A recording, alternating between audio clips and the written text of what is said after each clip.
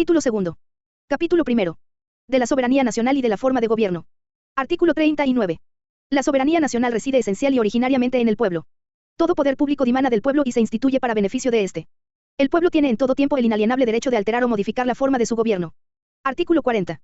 Es voluntad del pueblo mexicano constituirse en una república representativa, democrática, laica y federal, compuesta por estados libres y soberanos en todo lo concerniente a su régimen interior, y por la Ciudad de México, unidos en una federación establecida según los principios de esta ley fundamental. Artículo 41. El pueblo ejerce su soberanía por medio de los poderes de la Unión, en los casos de la competencia de estos, y por los de los estados y la Ciudad de México, en lo que toca a sus regímenes interiores, en los términos respectivamente establecidos por la presente Constitución Federal y las particulares de cada estado y de la Ciudad de México, las que en ningún caso podrán contravenir las estipulaciones del Pacto Federal. La ley determinará las formas y modalidades que correspondan, para observar el principio de paridad de género en los nombramientos de las personas titulares de las Secretarías de Despacho del Poder Ejecutivo Federal y sus equivalentes en las entidades federativas. En la integración de los organismos autónomos se observará el mismo principio. La renovación de los poderes legislativo y ejecutivo se realizará mediante elecciones libres, auténticas y periódicas, conforme a las siguientes bases.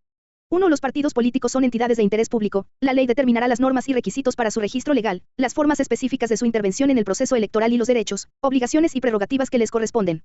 En la postulación de sus candidaturas, se observará el principio de paridad de género. Los partidos políticos tienen como fin promover la participación del pueblo en la vida democrática, fomentar el principio de paridad de género, contribuir a la integración de los órganos de representación política, y como organizaciones ciudadanas, hacer posible su acceso al ejercicio del poder público, de acuerdo con los programas, principios e ideas que postulan y mediante el sufragio universal, libre, secreto y directo, así como con las reglas que marque la ley electoral para garantizar la paridad de género, en las candidaturas a los distintos cargos de elección popular. Solo los ciudadanos y ciudadanas podrán formar partidos políticos y afiliarse libre e individualmente a ellos. Por tanto, quedan prohibidas la intervención de organizaciones gremiales o con objeto social diferente en la creación de partidos y cualquier forma de afiliación corporativa. Las autoridades electorales solamente podrán intervenir en los asuntos internos de los partidos políticos en los términos que señalen esta Constitución y la ley. Los partidos políticos nacionales tendrán derecho a participar en las elecciones de las entidades federativas y municipales. El partido político nacional que no obtenga, al menos, el 3% del total de la votación válida emitida en cualquiera de las elecciones que se celebren para la renovación del Poder Ejecutivo o de las cámaras del Congreso de la Unión, le será cancelado el registro.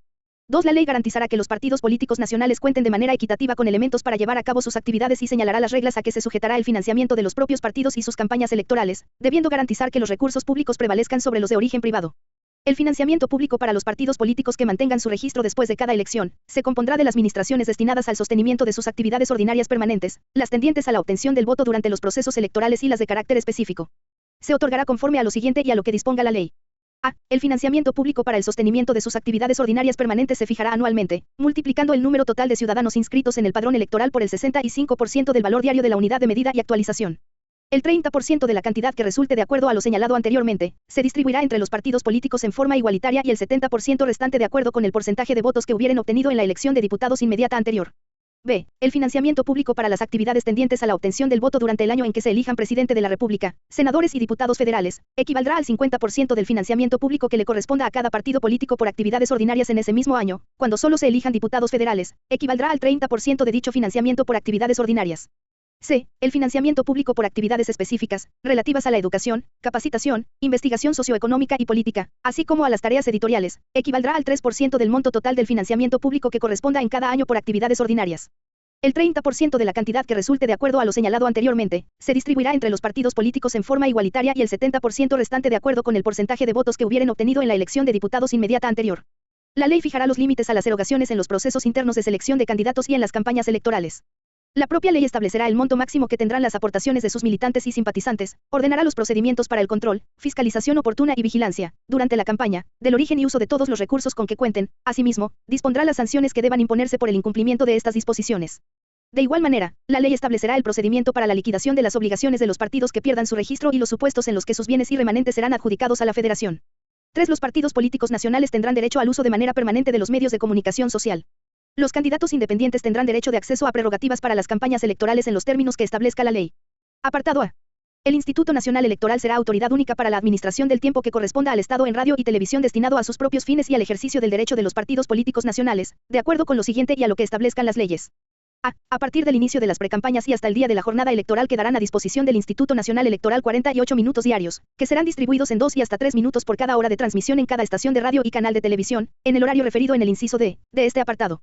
En el periodo comprendido entre el fin de las precampañas y el inicio de las campañas, el 50% de los tiempos en radio y televisión se destinará a los fines propios de las autoridades electorales, y el resto a la difusión de mensajes genéricos de los partidos políticos, conforme a lo que establezca la ley. B. Durante sus precampañas, los partidos políticos dispondrán en conjunto de 1 minuto por cada hora de transmisión en cada estación de radio y canal de televisión. El tiempo restante se utilizará conforme a lo que determine la ley.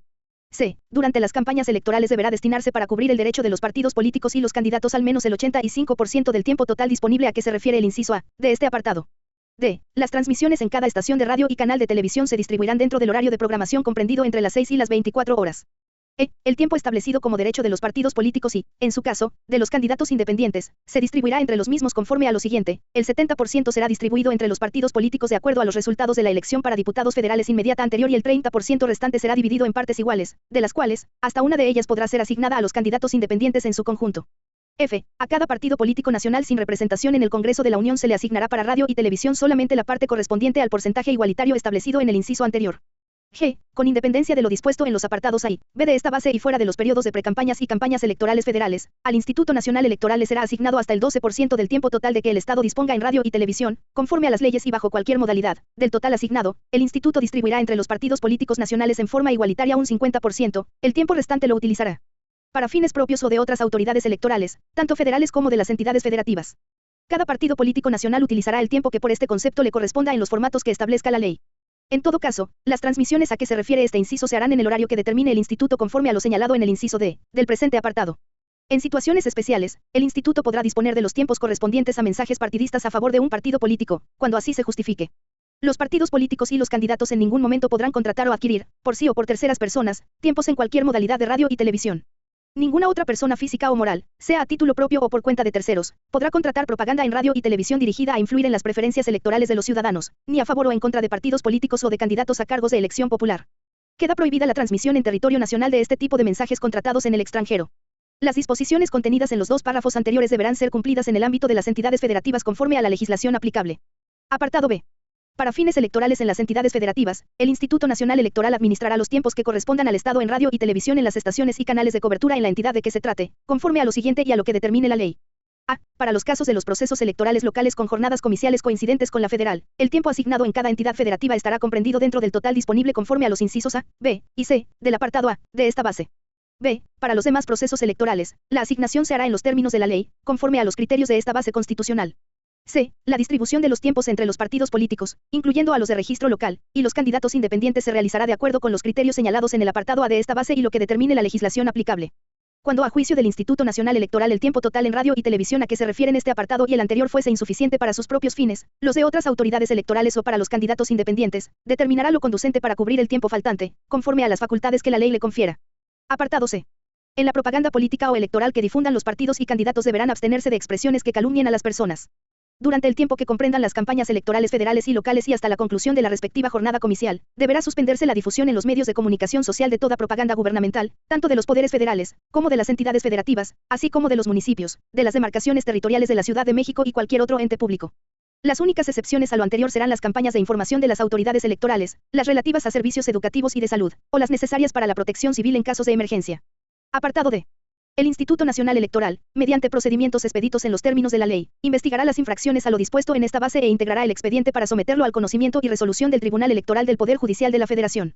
En el procedimiento, el Instituto podrá imponer, entre otras medidas cautelares, la orden de suspender o cancelar de manera inmediata las transmisiones en radio y televisión, de conformidad con lo que disponga la ley. 4. La ley establecerá los requisitos y las formas de realización de los procesos de selección y postulación de candidatos a cargos de elección popular, así como las reglas para las precampañas y las campañas electorales. La duración de las campañas en el año de elecciones para presidente de la República, senadores y diputados federales será de 90 días, en el año en que solo se elijan diputados federales, las campañas durarán 60 días. En ningún caso las precampañas excederán las 2/3 partes del tiempo previsto para las campañas electorales. La violación a estas disposiciones por los partidos o cualquier otra persona física o moral será sancionada conforme a la ley. 5. La organización de las elecciones es una función estatal que se realiza a través del Instituto Nacional Electoral y de los organismos públicos locales, en los términos que establece esta Constitución. Apartado A. El Instituto Nacional Electoral es un organismo público autónomo dotado de personalidad jurídica y patrimonio propios, en cuya integración participan el Poder Legislativo de la Unión, los partidos políticos nacionales y los ciudadanos, en los términos que ordene la ley. En el ejercicio de esta función estatal, la certeza, legalidad, independencia, imparcialidad, máxima publicidad y objetividad serán principios rectores. El Instituto Nacional Electoral será autoridad en la materia, independiente en sus decisiones y funcionamiento, y profesional en su desempeño, contará en su estructura con órganos de dirección, ejecutivos, técnicos y de vigilancia. El Consejo General será su órgano superior de dirección y se integrará por un consejero presidente y 10 consejeros electorales, y concurrirán, con voz pero sin voto, los consejeros del Poder Legislativo, los representantes de los partidos políticos y un secretario ejecutivo. La ley determinará las reglas para la organización y funcionamiento de los órganos, las relaciones de mando entre estos, así como la relación con los organismos públicos locales. Los órganos ejecutivos y técnicos dispondrán del personal calificado necesario para el ejercicio de sus atribuciones. Un órgano interno de control tendrá a su cargo, con autonomía técnica y de gestión, la fiscalización de todos los ingresos y egresos del instituto. Las disposiciones de la ley electoral y del estatuto que con base en ella apruebe el Consejo General, regirán las relaciones de trabajo con los servidores del organismo público. Los órganos de vigilancia del padrón electoral se integrarán mayoritariamente por representantes de los partidos políticos nacionales. Las mesas directivas de casilla estarán integradas por ciudadanos. Las sesiones de todos los órganos colegiados de dirección serán públicas en los términos que señale la ley. El instituto contará con una oficialía electoral investida de fe pública para actos de naturaleza electoral, cuyas atribuciones y funcionamiento serán reguladas por la ley. El consejero presidente y los consejeros electorales durarán en su cargo 9 años y no podrán ser reelectos. Serán electos por el voto de las 2/3 partes de los miembros presentes de la Cámara de Diputados, mediante el siguiente procedimiento. A. La Cámara de Diputados emitirá el acuerdo para la elección del consejero presidente y los consejeros electorales, que contendrá la convocatoria pública, las etapas completas para el procedimiento, sus fechas límites y plazos improrrogables, así como el proceso para la designación de un comité técnico de evaluación, integrado por 7 personas de reconocido prestigio, de las cuales 3 serán nombradas por el órgano de dirección política de la Cámara de Diputados, 2 por la Comisión Nacional de los Derechos Humanos y 2 por el organismo garante establecido en el artículo 6 de esta Constitución. B. El comité recibirá la lista completa de los aspirantes que concurran a la convocatoria pública, evaluará el cumplimiento de los requisitos constitucionales y legales, así como su idoneidad para desempeñar el cargo, seleccionará a los mejor evaluados en una proporción de 5 personas por cada cargo vacante, y remitirá la relación correspondiente al órgano de dirección política de la Cámara de Diputados. C. El órgano de dirección política impulsará la construcción de los acuerdos para la elección del consejero presidente y los consejeros electorales, a fin de que una vez realizada la votación por este órgano en los términos de la ley, se remita al Pleno de la Cámara la propuesta con las designaciones correspondientes. D. Vencido el plazo que para el efecto se establezca en el acuerdo a que se refiere el inciso A, sin que el órgano de dirección política de la Cámara haya realizado la votación o remisión previstas en el inciso anterior, o habiéndolo hecho, no se alcance la votación requerida en el Pleno, se deberá convocar a una sesión en la que se realizará la elección mediante insaculación de la lista conformada por el Comité de Evaluación. Al vencimiento del plazo fijado en el acuerdo referido en el inciso A, sin que se hubiere concretado la elección en los términos de los incisos C y D, el Pleno de la Suprema Corte de Justicia de la Nación realizará, en sesión pública, la designación mediante insaculación de la lista conformada por el Comité de Evaluación. De darse la falta absoluta del consejero presidente o de cualquiera de los consejeros electorales durante los primeros 6 años de su encargo, se elegirá un sustituto para concluir el periodo de la vacante. Si la falta ocurriese dentro de los últimos 3 años, se elegirá a un consejero para un nuevo periodo. El consejero presidente y los consejeros electorales no podrán tener otro empleo, cargo o comisión, con excepción de aquellos en que actúen en representación del Consejo General y los no remunerados que desempeñen en asociaciones docentes, científicas, culturales, de investigación o de beneficencia. El titular del órgano interno de control del instituto será designado por la Cámara de Diputados con el voto de las 2/3 partes de sus miembros presentes a propuesta de instituciones públicas de educación superior, en la forma y términos que determine la ley. Durará 6 años en el cargo y podrá ser reelecto por una sola vez. Estará adscrito administrativamente a la presidencia del Consejo General y mantendrá la coordinación técnica necesaria con la Auditoría Superior de la Federación. El secretario ejecutivo será nombrado con el voto de las 2/3 partes del Consejo General a propuesta de su presidente. La ley establecerá los requisitos que deberán reunir para su designación el consejero presidente del Consejo General, los consejeros electorales, el titular del órgano interno de control y el secretario ejecutivo del Instituto Nacional Electoral. Quienes hayan fungido como consejero presidente, consejeros electorales y secretario ejecutivo no podrán desempeñar cargos en los poderes públicos en cuya elección hayan participado, de dirigencia partidista, ni ser postulados a cargos de elección popular, durante los 2 años siguientes a la fecha de conclusión de su encargo. Los consejeros del Poder Legislativo serán propuestos por los grupos parlamentarios con afiliación de partido en alguna de las cámaras. Solo habrá un consejero por cada grupo parlamentario no obstante su reconocimiento en ambas cámaras del Congreso de la Unión. Apartado B corresponde al Instituto Nacional Electoral en los términos que establecen esta Constitución y las leyes. A. Para los procesos electorales federales y locales. 1. La capacitación electoral. 2. La geografía electoral, así como el diseño y determinación de los distritos electorales y división del territorio en secciones electorales. 3. El padrón y la lista de electores. 4. La ubicación de las casillas y la designación de los funcionarios de sus mesas directivas. 5. Las reglas, lineamientos, criterios y formatos en materia de resultados preliminares, encuestas o sondeos de opinión, observación electoral, conteos rápidos, impresión de documentos y producción de materiales electorales. 6. La fiscalización de los ingresos y egresos de los partidos políticos y candidatos. 7. Las demás que determine la ley. B. Para los procesos electorales federales. 1. Los derechos y el acceso a las prerrogativas de los candidatos y partidos políticos. 2. La preparación de la jornada electoral. 3. La impresión de documentos y la producción de materiales electorales. 4. Los escrutinios y cómputos en los términos que señale la ley. 5. La declaración de validez y el otorgamiento de constancias en las elecciones de diputados y senadores. 6. El cómputo de la elección de presidente de los Estados Unidos mexicanos en cada uno de los distritos electorales uninominales. 7. Las demás que determine la ley. C. Para los procesos de revocación de mandato, en los términos del artículo 35, fracción novena, el Instituto Nacional Electoral deberá realizar aquellas funciones que correspondan para su debida implementación.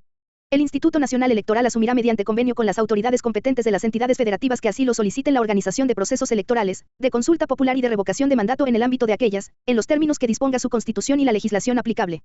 A petición de los partidos políticos y con cargo a sus prerrogativas, en los términos que establezca la ley, podrá organizar las elecciones de sus dirigentes.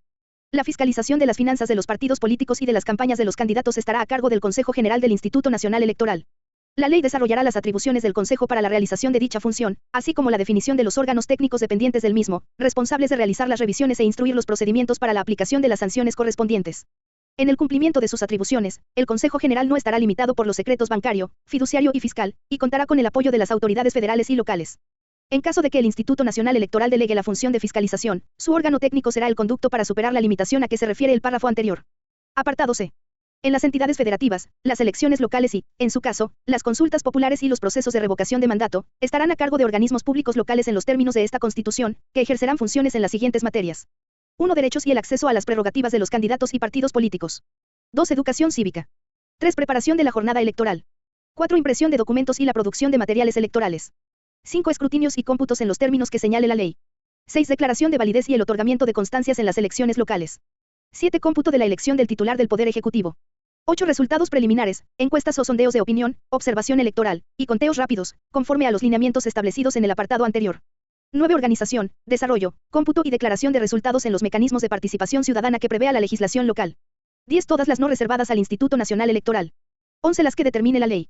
En los supuestos que establezca la ley y con la aprobación de una mayoría de cuando menos 8 votos del Consejo General, el Instituto Nacional Electoral podrá a. Asumir directamente la realización de las actividades propias de la función electoral que corresponden a los órganos electorales locales. B. Delegar en dichos órganos electorales las atribuciones a que se refiere el inciso A, del apartado B de esta base, sin perjuicio de reasumir su ejercicio directo en cualquier momento. O C. Atraer a su conocimiento cualquier asunto de la competencia de los órganos electorales locales, cuando su trascendencia así lo amerite o para sentar un criterio de interpretación.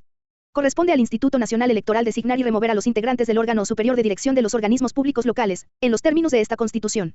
Apartado D. El Servicio Profesional Electoral Nacional comprende la selección, ingreso, capacitación, profesionalización, promoción, evaluación, rotación, permanencia y disciplina, de los servidores públicos de los órganos ejecutivos y técnicos del Instituto Nacional Electoral y de los organismos públicos locales de las entidades federativas en materia electoral. El Instituto Nacional Electoral regulará la organización y funcionamiento de este servicio.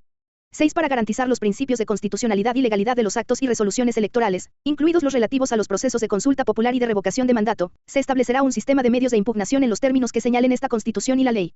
Dicho sistema dará definitividad a las distintas etapas de los procesos electorales, de consulta popular y de revocación de mandato, y garantizará la protección de los derechos políticos de los ciudadanos de votar, ser votados y de asociación, en los términos del artículo 99 de esta Constitución.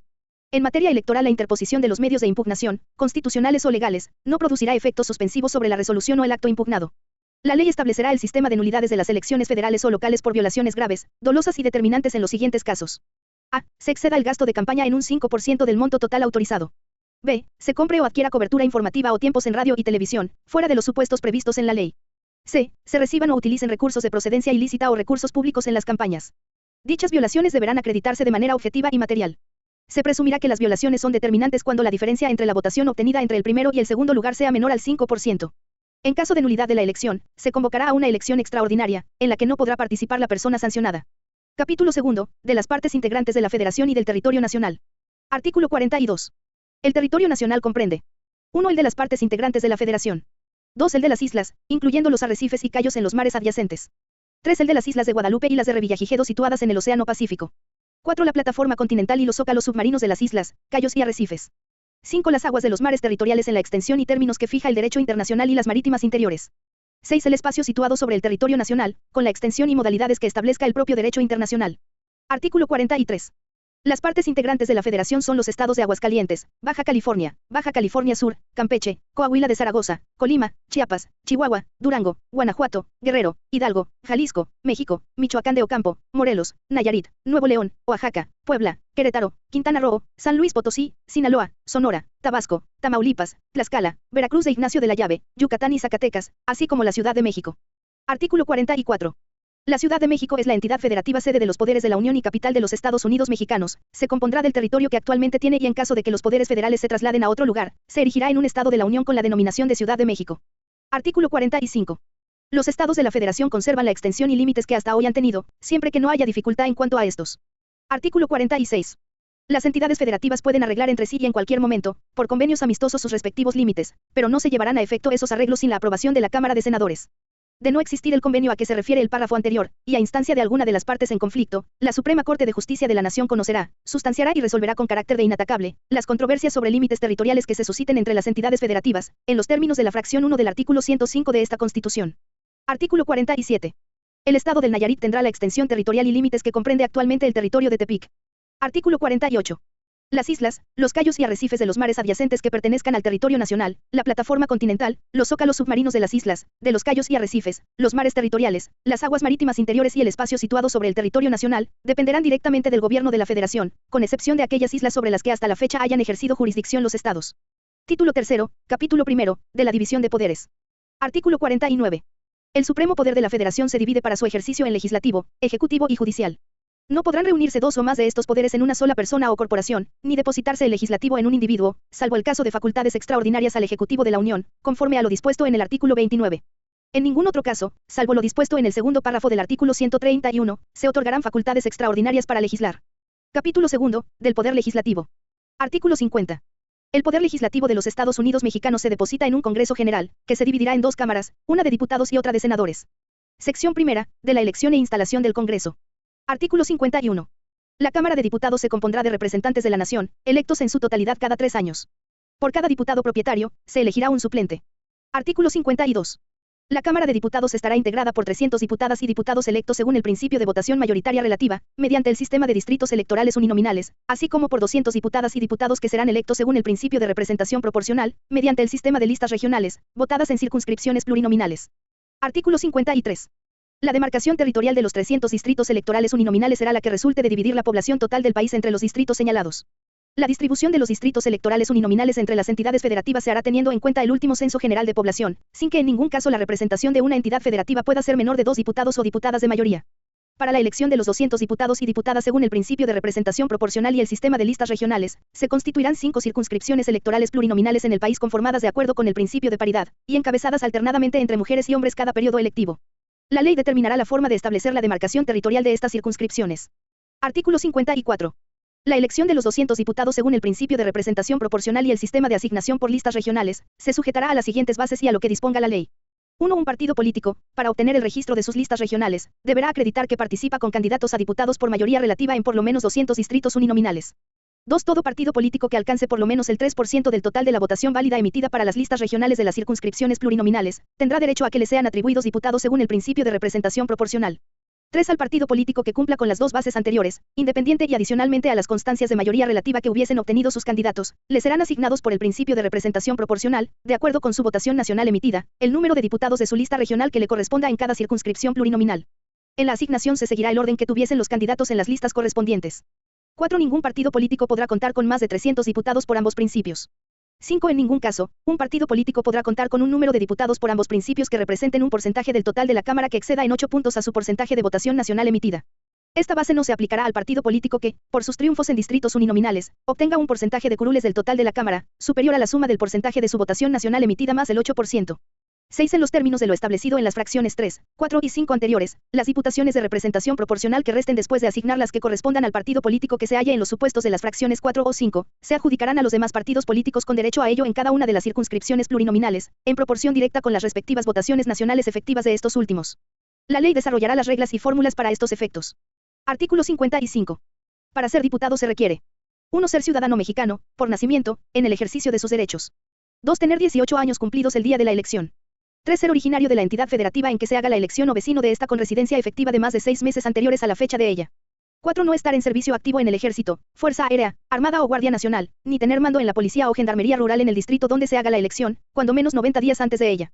5. No ser titular de alguno de los organismos a los que esta Constitución otorga autonomía, ni ser secretario o subsecretario de Estado, ni titular de alguno de los organismos descentralizados o desconcentrados de la Administración Pública Federal, a menos que se separe definitivamente de sus funciones 90 días antes del día de la elección. 6. No ser ministro de algún culto religioso. 7. No estar comprendido en alguna de las incapacidades que señala el artículo 59. Artículo 56.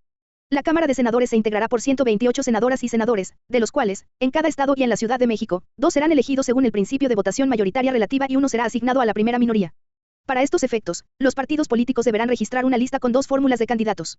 La senaduría de primera minoría le será asignada a la fórmula de candidaturas que encabece la lista del partido político que, por sí mismo, haya ocupado el segundo lugar en número de votos en la entidad de que se trate.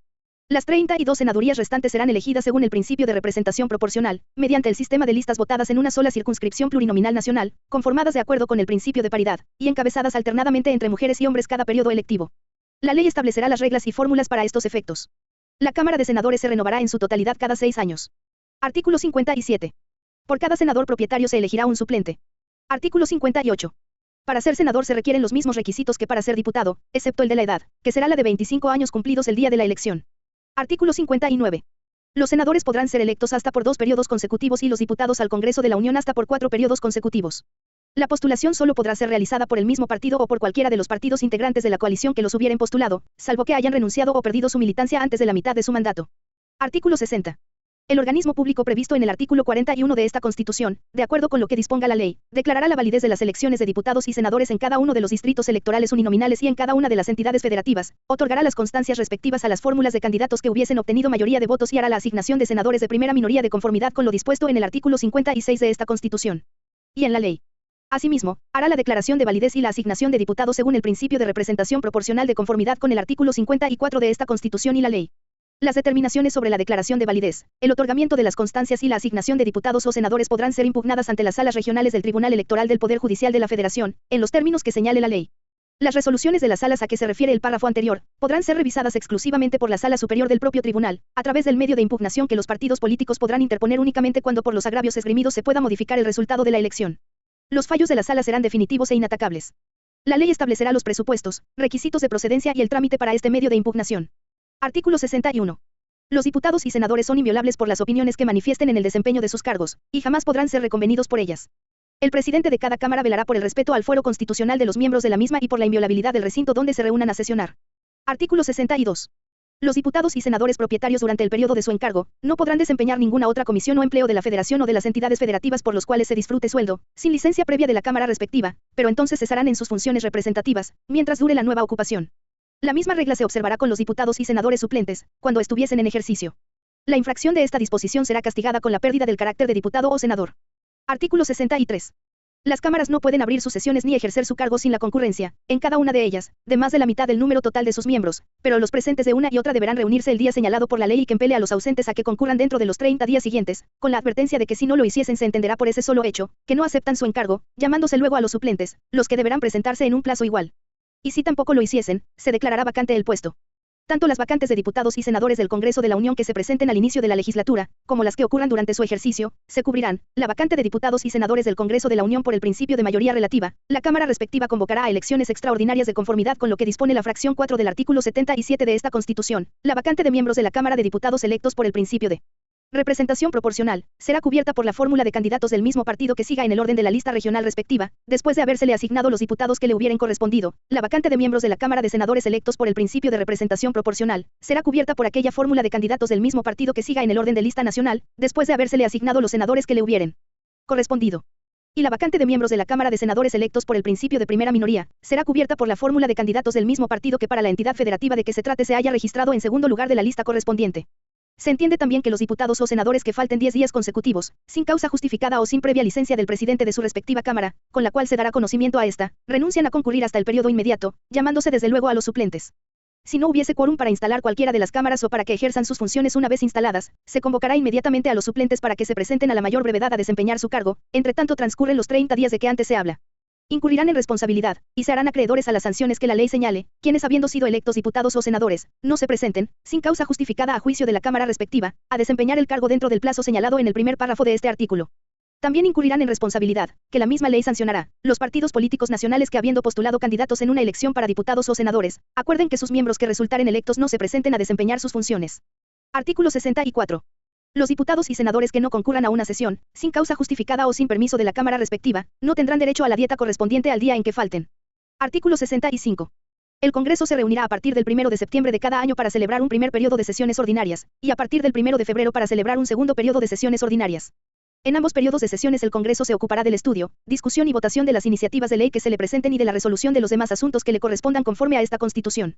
En cada periodo de sesiones ordinarias el Congreso se ocupará de manera preferente de los asuntos que señale su ley orgánica. Artículo 66. Cada periodo de sesiones ordinarias durará el tiempo necesario para tratar todos los asuntos mencionados en el artículo anterior. El primer periodo no podrá prolongarse sino hasta el 15 de diciembre del mismo año, excepto cuando el presidente de la República inicie su encargo en la fecha prevista por el artículo 83, en cuyo caso las sesiones podrán extenderse hasta el 31 de diciembre de ese mismo año. El segundo periodo no podrá prolongarse más allá del 30 de abril del mismo año. Si las dos cámaras no estuvieren de acuerdo para poner término a las sesiones antes de las fechas indicadas, resolverá el presidente de la República. Artículo 67. El Congreso o una sola de las cámaras, cuando se trate de asunto exclusivo de ella, se reunirán en sesiones extraordinarias cada vez que los convoque para ese objeto la comisión permanente, pero en ambos casos solo se ocuparán del asunto o asuntos que la propia comisión sometiese a su conocimiento, los cuales se expresarán en la convocatoria respectiva. Artículo 68. Las dos cámaras residirán en un mismo lugar y no podrán trasladarse a otro sin que antes convengan en la traslación y en el tiempo y modo de verificarla, designando un mismo punto para la reunión de ambas. Pero si conviniendo las dos en la traslación, difieren en cuanto al tiempo, modo y lugar, el Ejecutivo terminará la diferencia, eligiendo uno de los dos extremos en cuestión. Ninguna cámara podrá suspender sus sesiones por más de 3 días, sin consentimiento de la otra. Artículo 69. En la apertura de sesiones ordinarias del primer periodo de cada año de ejercicio del Congreso, el presidente de la República presentará un informe por escrito, en el que manifieste el estado general que guarda la administración pública del país. En la apertura de las sesiones extraordinarias del Congreso de la Unión, o de una sola de sus cámaras, el presidente de la Comisión Permanente informará acerca de los motivos o razones que originaron la convocatoria. Cada una de las cámaras realizará el análisis del informe y podrá solicitar al presidente de la República ampliar la información mediante pregunta por escrito y citar a los secretarios de Estado y a los directores de las entidades paraestatales, quienes comparecerán y rendirán informes bajo protesta de decir verdad. La ley del Congreso y sus reglamentos regularán el ejercicio de esta facultad. En el primer año de su mandato, en la apertura del segundo periodo de sesiones ordinarias del Congreso, el presidente de la República presentará ante la Cámara de Senadores, para su aprobación, la Estrategia Nacional de Seguridad Pública e informará anualmente sobre el estado que guarde. Artículo 70. Toda resolución del Congreso tendrá el carácter de ley o decreto. Las leyes o decretos se comunicarán al Ejecutivo firmados por los presidentes de ambas cámaras y por un secretario de cada una de ellas, y se promulgarán en esta forma: el Congreso de los Estados Unidos Mexicanos decreta, texto de la ley o decreto. El Congreso expedirá la ley que regulará su estructura y funcionamiento internos. La ley determinará las formas y procedimientos para la agrupación de los diputados, según su afiliación de partido, a efecto de garantizar la libre expresión de las corrientes ideológicas representadas en la Cámara de Diputados. Esta ley no podrá ser vetada ni necesitará de promulgación del Ejecutivo Federal para tener vigencia. Sección 2. De la iniciativa y formación de las leyes. Artículo 71. El derecho de iniciar leyes o decretos compete: 1. Al presidente de la República. 2. A los diputados y senadores al Congreso de la Unión. 3. A las legislaturas de los estados y de la Ciudad de México. 4. A los ciudadanos en un número equivalente, por lo menos, al 0.13% de la lista nominal de electores, en los términos que señalen las leyes. La ley del Congreso determinará el trámite que deba darse a las iniciativas. El día de la apertura de cada periodo ordinario de sesiones el presidente de la República podrá presentar hasta 2 iniciativas para trámite preferente, o señalar con tal carácter hasta 2 que hubiere presentado en periodos anteriores, cuando estén pendientes de dictamen. Cada iniciativa deberá ser discutida y votada por el Pleno de la Cámara de su origen en un plazo máximo de 30 días naturales. Si no fuere así, la iniciativa, en sus términos y sin mayor trámite, será el primer asunto que deberá ser discutido y votado en la siguiente sesión del Pleno. En caso de ser aprobado o modificado por la Cámara de su origen, el respectivo proyecto de ley o decreto pasará de inmediato a la Cámara Revisora, la cual deberá discutirlo y votarlo en el mismo plazo y bajo las condiciones antes señaladas. No podrán tener carácter preferente las iniciativas de adición o reforma a esta Constitución. Artículo 72. Todo proyecto de ley o decreto, cuya resolución no sea exclusiva de alguna de las cámaras, se discutirá sucesivamente en ambas, observándose la ley del Congreso y sus reglamentos respectivos, sobre la forma, intervalos y modo de proceder en las discusiones y votaciones. A. Aprobado un proyecto en la Cámara de su origen, pasará para su discusión a la otra. Si ésta lo aprobare, se remitirá al Ejecutivo, quien, si no tuviere observaciones que hacer, lo publicará inmediatamente. B. Se reputará aprobado por el Poder Ejecutivo todo proyecto no devuelto con observaciones a la Cámara de su origen dentro de los 30 días naturales siguientes a su recepción. Vencido este plazo, el Ejecutivo dispondrá de 10 días naturales para promulgar y publicar la ley o decreto. Transcurrido este segundo plazo, la ley o decreto será considerado promulgado y el presidente de la Cámara de origen ordenará dentro de los 10 días naturales siguientes su publicación en el Diario Oficial de la Federación, sin que se requiera refrendo. Los plazos a que se refiere esta fracción no se interrumpirán si el Congreso cierra o suspende sus sesiones, en cuyo caso la devolución deberá hacerse a la Comisión Permanente. C. El proyecto de ley o decreto desechado en todo o en parte por el Ejecutivo, será devuelto, con sus observaciones, a la Cámara de su origen. Deberá ser discutido de nuevo por esta, y si fuese confirmado por las 2/3 partes del número total de votos, pasará otra vez a la Cámara Revisora. Si por esta fuese sancionado por la misma mayoría, el proyecto será ley o decreto y volverá al Ejecutivo para su promulgación. Las votaciones de ley o decreto serán nominales. De si algún proyecto de ley o decreto fuese desechado en su totalidad por la Cámara de Revisión, volverá a la de su origen con las observaciones que aquella le hubiese hecho. Si examinado de nuevo fuese aprobado por la mayoría absoluta de los miembros presentes, volverá a la Cámara que lo desechó, la cual lo tomará otra vez en consideración, y si lo aprobare por la misma mayoría, pasará al Ejecutivo para los efectos de la fracción A, pero si lo reprobase, no podrá volver a presentarse en el mismo periodo de sesiones. E.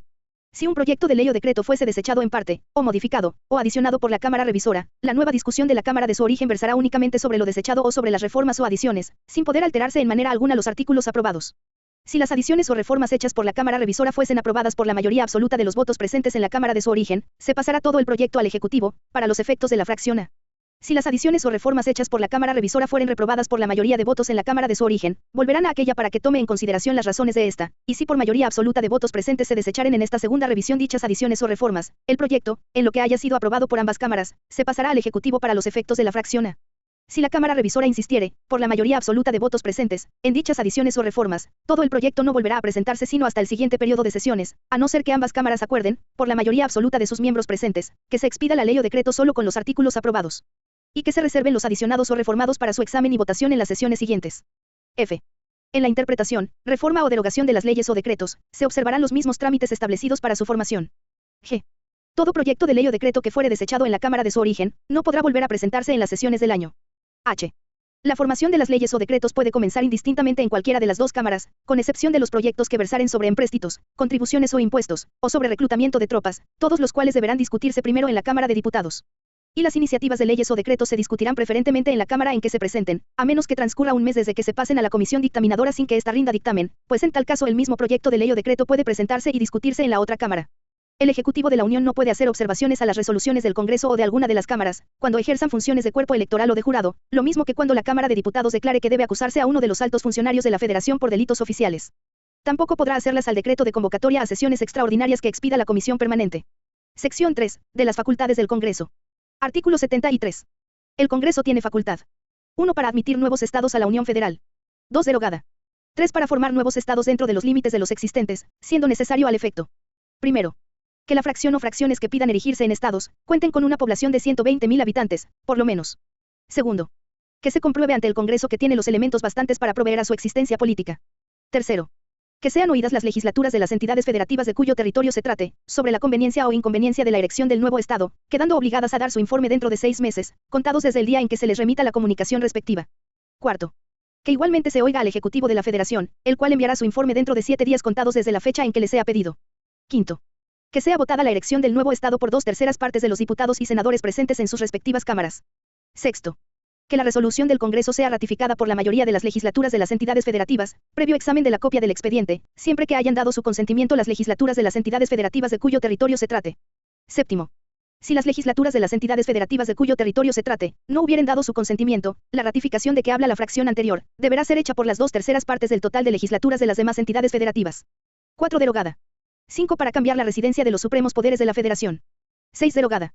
7. Para imponer las contribuciones necesarias a cubrir el presupuesto. 8. En materia de deuda pública, para. Primero.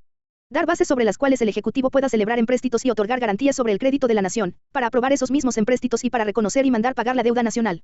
Ningún empréstito podrá celebrarse sino para la ejecución de obras que directamente produzcan un incremento en los ingresos públicos o, en términos de la ley de la materia, los que se realicen con propósitos de regulación monetaria, las operaciones de refinanciamiento o reestructura de deuda que deberán realizarse bajo las mejores condiciones de mercado, así como los que se contraten durante alguna emergencia declarada por el Presidente de la República en los términos del artículo 29. Segundo. Aprobar anualmente los montos de endeudamiento que deberán incluirse en la ley de ingresos, que en su caso requiera el Gobierno del Distrito Federal y las entidades de su sector público, conforme a las bases de la ley correspondiente. El Ejecutivo Federal informará anualmente al Congreso de la Unión sobre el ejercicio de dicha deuda, a cuyo efecto el jefe de gobierno le hará llegar el informe que sobre el ejercicio de los recursos correspondientes hubiere realizado. El jefe de gobierno informará igualmente a la Asamblea Legislativa del Distrito Federal, al rendir la cuenta pública. Tercero. Establecer en las leyes las bases generales, para que los estados, el Distrito Federal y los municipios puedan incurrir en endeudamiento, los límites y modalidades bajo los cuales dichos órdenes de gobierno podrán afectar sus respectivas participaciones para cubrir los empréstitos y obligaciones de pago que contraigan, la obligación de dichos órdenes de gobierno de inscribir y publicar la totalidad de sus empréstitos y obligaciones de pago en un registro público único, de manera oportuna y transparente, un sistema de alerta sobre el manejo de la deuda, así como las sanciones aplicables a los servidores públicos que no cumplan sus disposiciones. Dichas leyes deberán discutirse primero en la Cámara de Diputados conforme a lo dispuesto por la fracción H del artículo 72 de esta Constitución. Cuarto. El Congreso de la Unión, a través de la Comisión Legislativa Bicameral competente, analizará la estrategia de ajuste para fortalecer las finanzas públicas de los estados, planteada en los convenios que pretendan celebrar con el Gobierno federal para obtener garantías y, en su caso, emitirá las observaciones que estime pertinentes en un plazo máximo de 15 días hábiles, inclusive durante los periodos de receso del Congreso de la Unión. Lo anterior aplicará en el caso de los estados que tengan niveles elevados de deuda en los términos de la ley. Asimismo, de manera inmediata a la suscripción del convenio correspondiente, será informado de la estrategia de ajuste para los municipios que se encuentren en el mismo supuesto, así como de los convenios que, en su caso, celebren los estados que no tengan un nivel elevado de deuda. 9. Para impedir que en el comercio entre entidades federativas se establezcan restricciones. 10 para legislar en toda la República sobre hidrocarburos, minería, sustancias químicas, explosivos, pirotecnia, industria cinematográfica, comercio, juegos con apuestas y sorteos, intermediación y servicios financieros, energía eléctrica y nuclear y para expedir las leyes del trabajo reglamentarias del artículo 123. 11 para crear y suprimir empleos públicos de la Federación y señalar, aumentar o disminuir sus dotaciones. 12 para declarar la guerra, en vista de los datos que le presente el Ejecutivo. 13 para dictar leyes según las cuales deben declararse buenas o malas las presas de mar y tierra, y para expedir leyes relativas al derecho marítimo de paz y guerra. 14 para levantar y sostener a las instituciones armadas de la Unión, a saber, Ejército, Marina de Guerra y Fuerza Aérea Nacionales, y para reglamentar su organización y servicio. 15 derogada. 16 para dictar leyes sobre nacionalidad, condición jurídica de los extranjeros, ciudadanía, naturalización, colonización, emigración e inmigración y salubridad general de la República. Primera. El Consejo de Salubridad General dependerá directamente del Presidente de la República, sin intervención de ninguna Secretaría de Estado, y sus disposiciones generales serán obligatorias en el país. Segunda. En caso de epidemias de carácter grave o peligro de invasión de enfermedades exóticas en el país, la Secretaría de Salud tendrá obligación de dictar inmediatamente las medidas preventivas indispensables, a reserva de ser después sancionadas por el Presidente de la República. Tercera. La autoridad sanitaria será ejecutiva y sus disposiciones serán obedecidas por las autoridades administrativas del país. Cuarta.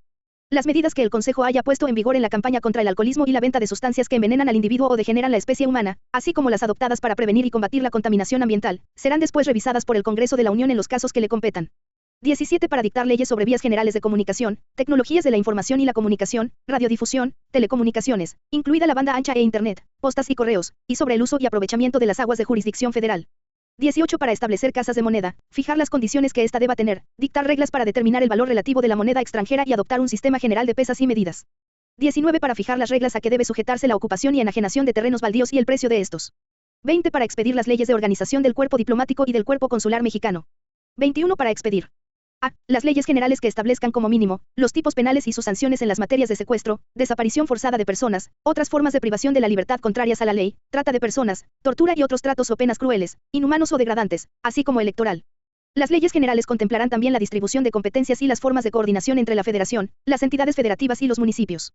B. La legislación que establezca los delitos y las faltas contra la Federación y las penas y sanciones que por ellos deban imponerse, así como legislar en materia de delincuencia organizada.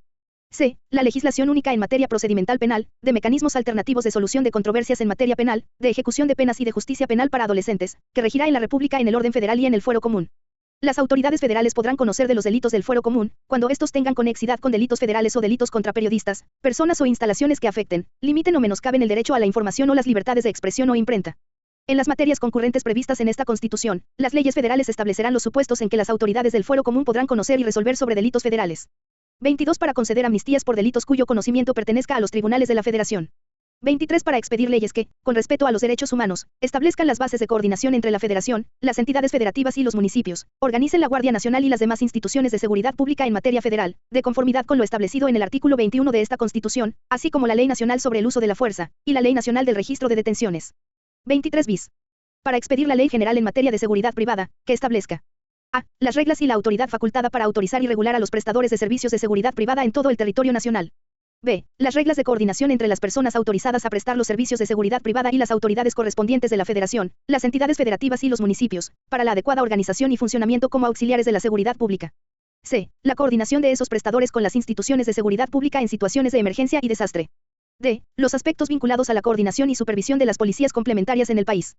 24 para expedir las leyes que regulen la organización y facultades de la Auditoría Superior de la Federación y las demás que normen la gestión, control y evaluación de los poderes de la Unión y de los entes públicos federales, así como para expedir la ley general que establezca las bases de coordinación del Sistema Nacional Anticorrupción a que se refiere el artículo 113 de esta Constitución.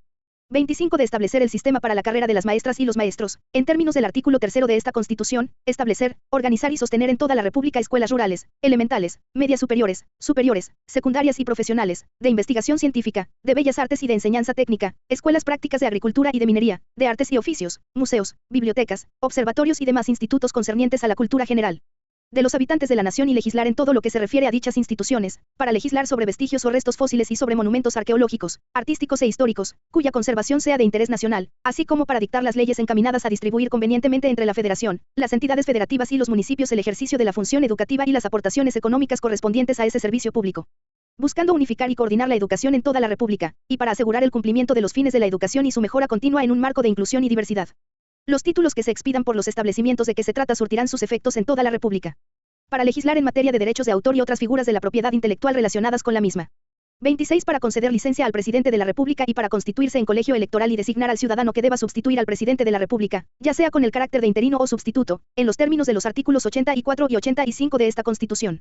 27 para aceptar la renuncia del cargo de presidente de la República. 28 para expedir leyes en materia de contabilidad gubernamental que regirán la contabilidad pública y la presentación homogénea de información financiera, de ingresos y egresos, así como patrimonial, para la Federación, las entidades federativas, los municipios y las demarcaciones territoriales de la Ciudad de México, a fin de garantizar su armonización a nivel nacional. 29 para establecer contribuciones. 1 sobre el comercio exterior. 2 sobre el aprovechamiento y explotación de los recursos naturales comprendidos en los párrafos cuarto y quinto del artículo 27. 3 sobre instituciones de crédito y sociedades de seguros. 4 sobre servicios públicos concesionados o explotados directamente por la Federación. 5 especiales sobre A. Energía eléctrica. B. Producción y consumo de tabacos labrados. C. Gasolina y otros productos derivados del petróleo. D. Cerillos y fósforos. E. Aguamiel y productos de su fermentación. F. Explotación forestal. G. Producción y consumo de cerveza. Las entidades federativas participarán en el rendimiento de estas contribuciones especiales, en la proporción que la ley secundaria federal determine. Las legislaturas locales fijarán el porcentaje correspondiente a los municipios, en sus ingresos por concepto del impuesto sobre energía eléctrica. 29A. Para expedir la ley general que establezca los principios y bases en materia de mecanismos alternativos de solución de controversias, con excepción de la materia penal. 29B. Para legislar sobre las características y uso de la bandera, escudo e himno nacionales.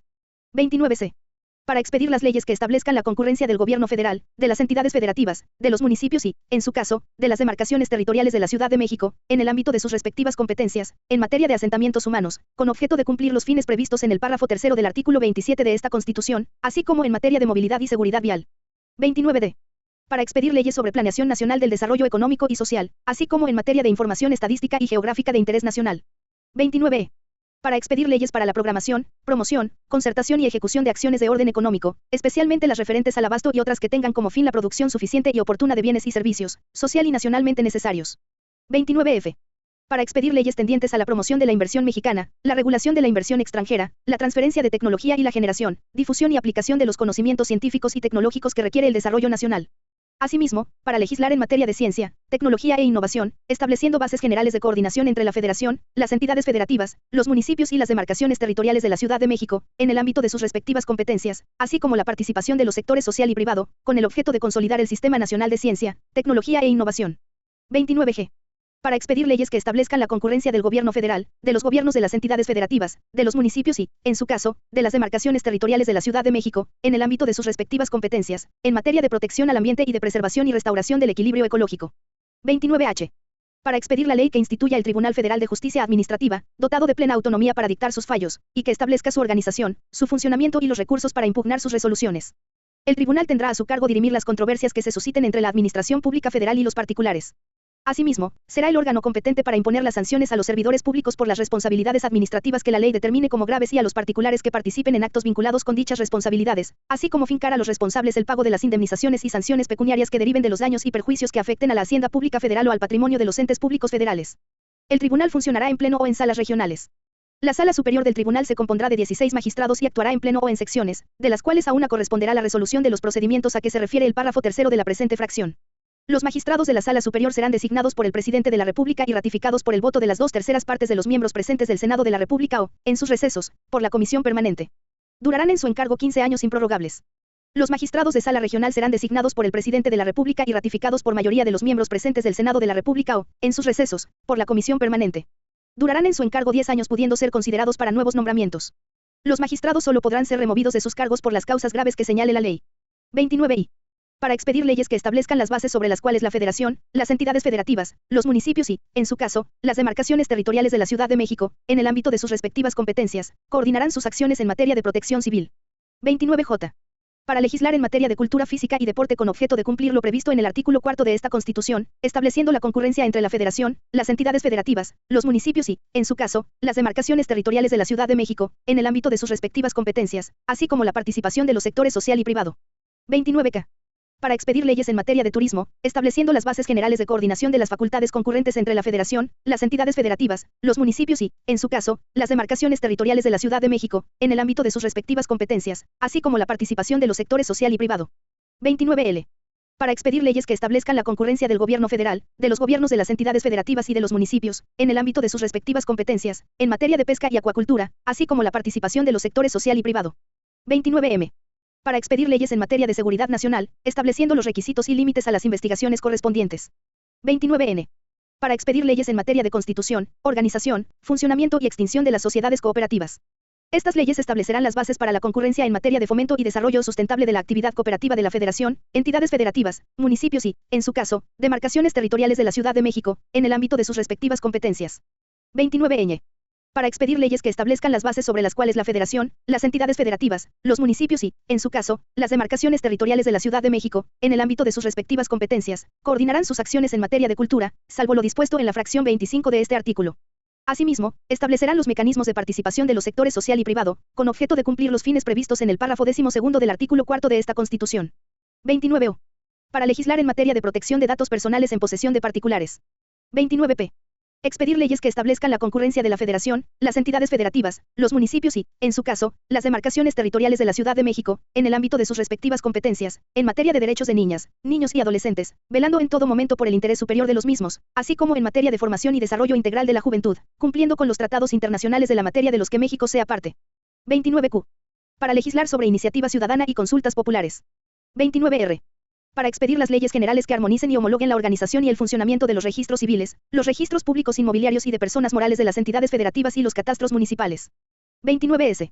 Para expedir las leyes generales reglamentarias que desarrollen los principios y bases en materia de transparencia gubernamental, acceso a la información y protección de datos personales en posesión de las autoridades, entidades, órganos y organismos gubernamentales de todos los niveles de gobierno. 29T. Para expedir la ley general que establezca la organización y administración homogénea de los archivos de la Federación, de las entidades federativas, de los municipios y de las demarcaciones territoriales de la Ciudad de México, y determine las bases de organización y funcionamiento del Sistema Nacional de Archivos. 29U. Para expedir las leyes generales que distribuyan competencias entre la Federación y las entidades federativas en materias de partidos políticos, organismos electorales, y procesos electorales, conforme a las bases previstas en esta Constitución. 29V. Para expedir la ley general que distribuya competencias entre los órdenes de gobierno para establecer las responsabilidades administrativas de los servidores públicos, sus obligaciones, las sanciones aplicables por los actos u omisiones en que estos incurran y las que correspondan a los particulares vinculados con faltas administrativas graves que al efecto prevea, así como los procedimientos para su aplicación. 29W. Para expedir leyes en materia de responsabilidad hacendaria que tengan por objeto el manejo sostenible de las finanzas públicas en la Federación, los estados, municipios y el Distrito Federal, con base en el principio establecido en el párrafo 2 del artículo 25. 29X. Para expedir la ley general que establezca la concurrencia de la Federación, las entidades federativas, los municipios y, en su caso, las demarcaciones territoriales de la Ciudad de México, en el ámbito de sus respectivas competencias, en materia de derechos de las víctimas. 29Y. Para expedir la ley general que establezca los principios y bases a los que deberán sujetarse los órdenes de gobierno, en el ámbito de sus respectivas competencias, en materia de mejora regulatoria. 29Z. Para expedir la ley general que establezca los principios y bases a los que deberán sujetarse los órdenes de gobierno, en el ámbito de su respectiva competencia, en materia de justicia cívica e itinerante.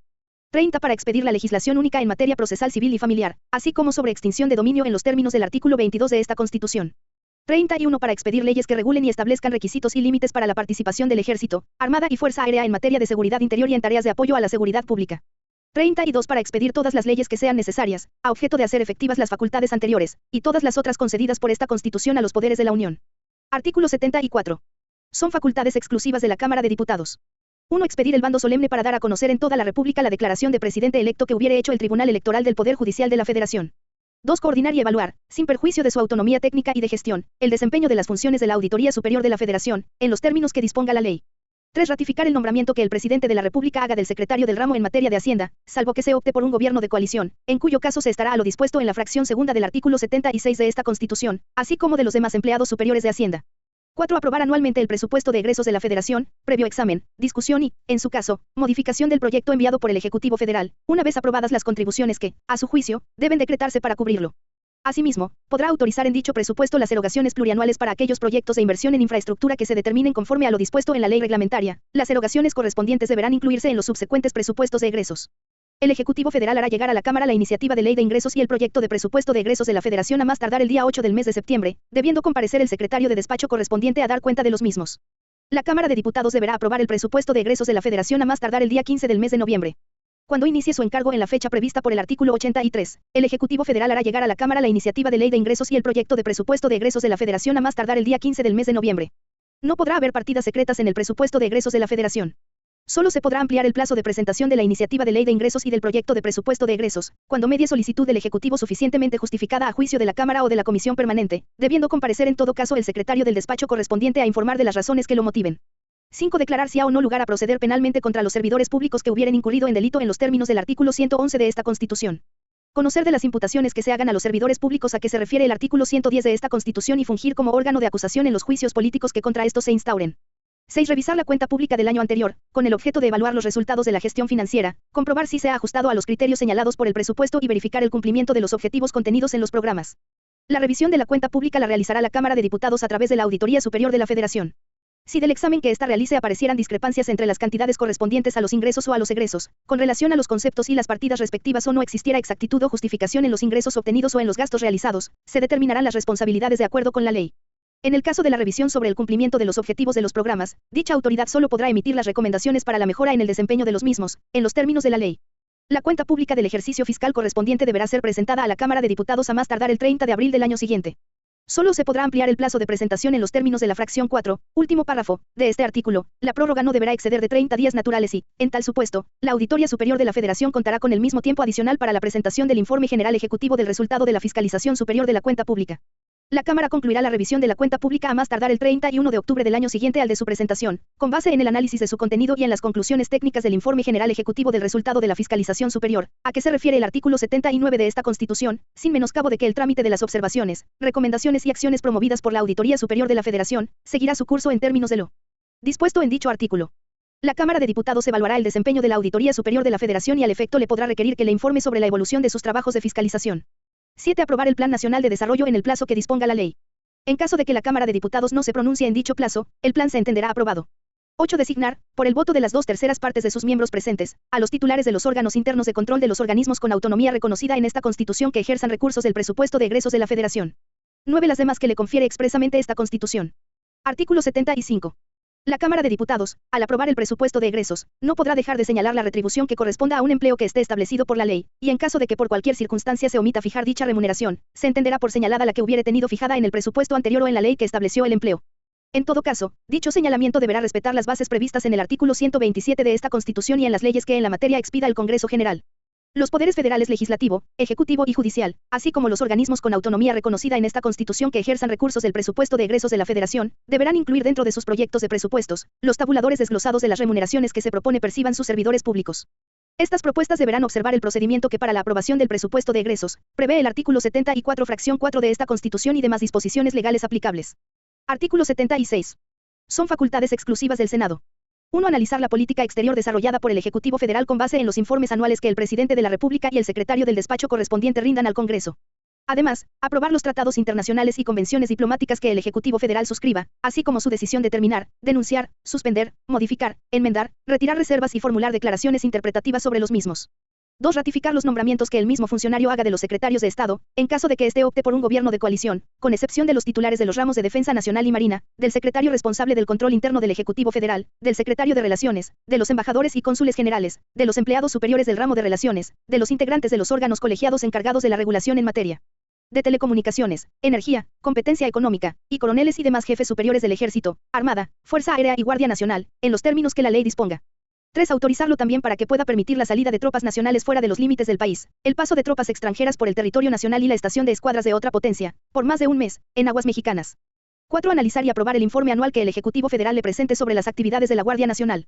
5. Declarar, cuando hayan desaparecido todos los poderes constitucionales de una entidad federativa, que es llegado el caso de nombrarle un titular del Poder Ejecutivo Provisional, quien convocará a elecciones conforme a las leyes constitucionales de la entidad federativa.